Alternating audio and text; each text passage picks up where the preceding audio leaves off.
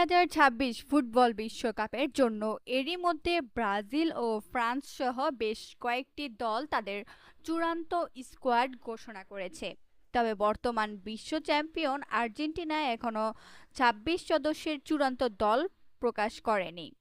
বিশ্বকাপ সামনে রেখে আলাদা পরিকল্পনা সাজিয়েছেন আর্জেন্টিনা কোচ লিওনেল স্কালোনি। চূড়ান্ত দল ঘোষণার আগে বাড়তি কয়েকজন ফুটবলারকে নিয়ে বিশেষ অনুশীলন ক্যাম্প করতে চান তিনি। মে মাসের শেষ সপ্তাহে বুয়েন্স এয়ারেন্সের এজেইজায় অনুশীলন শুরু করবে আল বিজেলেন্সেরা। এরপর বিশ্বকাপ প্রস্তুতি ক্যাম্পের জন্য যুক্তরাষ্ট্রে যাবে দলটি। এর আগে 30 মে চূড়ান্ত স্কোয়াড জমা দেবে আর্জেন্টিনা। জানা যায়, চূড়ান্ত 26 জনের বাইরে অতিরিক্ত কয়েকজন ফুটবলারকে প্রস্তুত রাখতে চান স্কালোনি।